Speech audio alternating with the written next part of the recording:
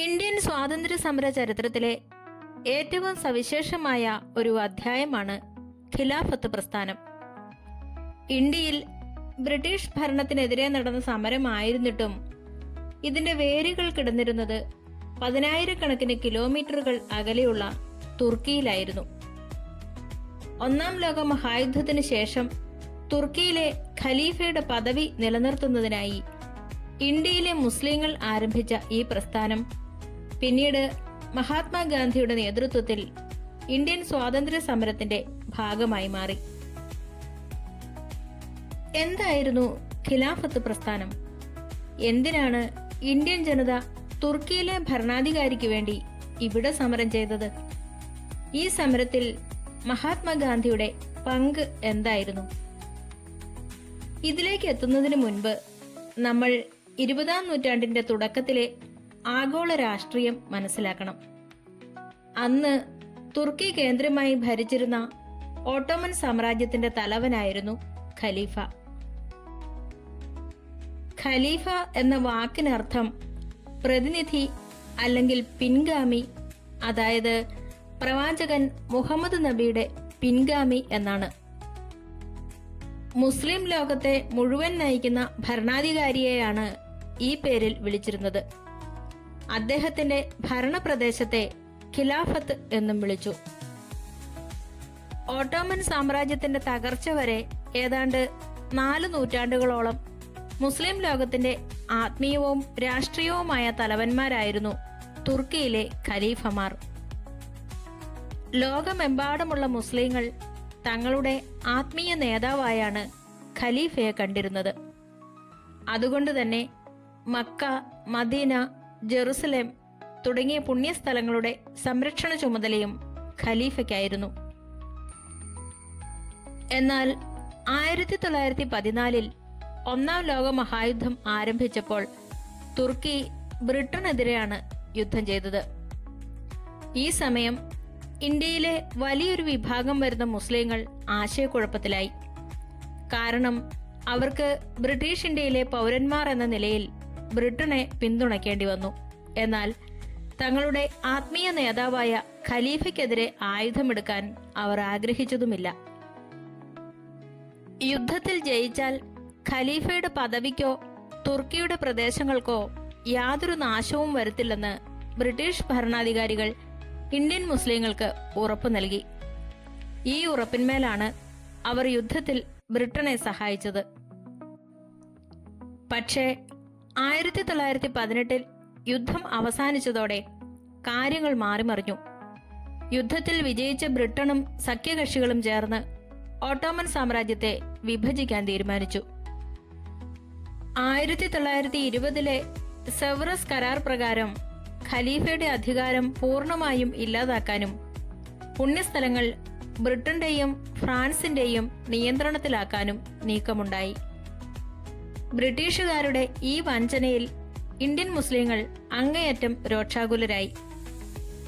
ഖലീഫയുടെ പദവി നിലനിർത്താനും തുർക്കിയെ സംരക്ഷിക്കാനുമായി ഇന്ത്യയിൽ ഒരു വൻ പ്രക്ഷോഭം രൂപം കൊണ്ടു.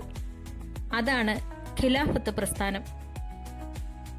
1919 മൗലാന മുഹമ്മദ് അലി, മൗലാന ഷൗക്കത്ത് അലി എന്നീ അലി സഹോദരന്മാരും മൗലാന അബ്ദുൽ കലാം ആസാദ്, ഹസ്രത്ത് മൊഹാനി തുടങ്ങിയ പ്രമുഖ നേതാക്കളും ചേർന്നാണ് ഓൾ ഇന്ത്യ ഖിലാഫത്ത് കമ്മിറ്റി രൂപീകരിച്ചത്.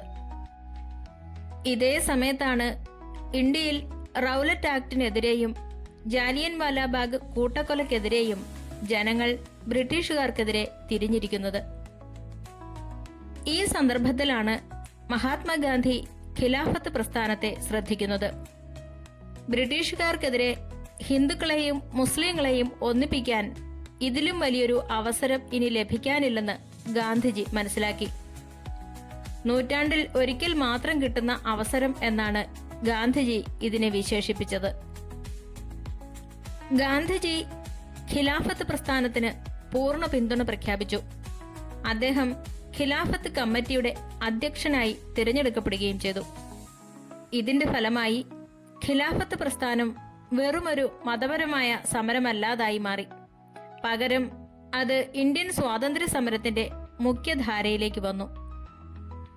1920 ഗാന്ധിജി ആരംഭിച്ച നിസ്സഹകരണ പ്രസ്ഥാനവുമായി ഖിലാഫത്ത് പ്രസ്ഥാനം കൈകോർത്തു.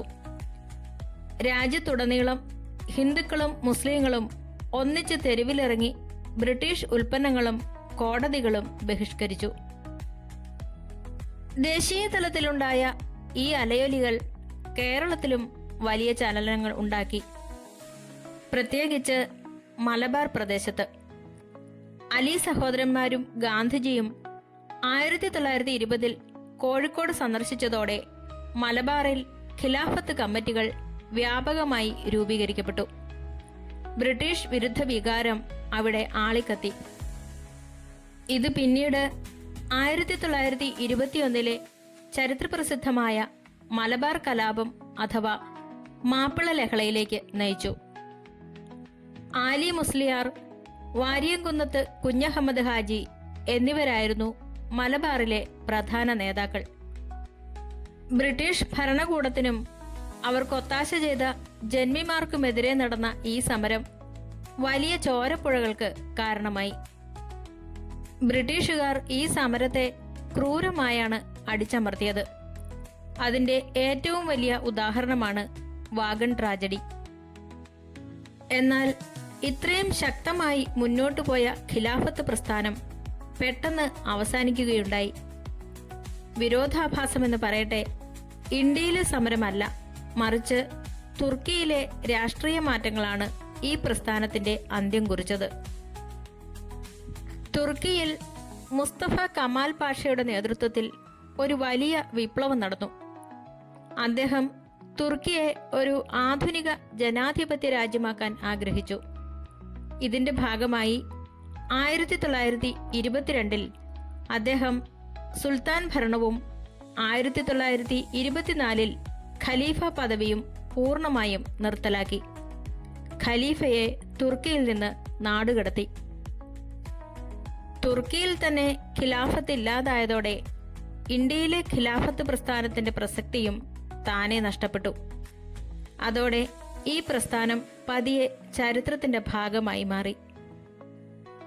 ലക്ഷ്യം പൂർത്തീകരിക്കാൻ കഴിഞ്ഞില്ലെങ്കിലും ഇന്ത്യൻ സ്വാതന്ത്ര്യ സമര ചരിത്രത്തിൽ ഹിന്ദു മുസ്ലിം ഐക്യത്തിന്റെ ഏറ്റവും വലിയ പ്രതീകമായി ഖിലാഫത്ത് പ്രസ്ഥാനം ഇന്നും ഓർമ്മിക്കപ്പെടുന്നു.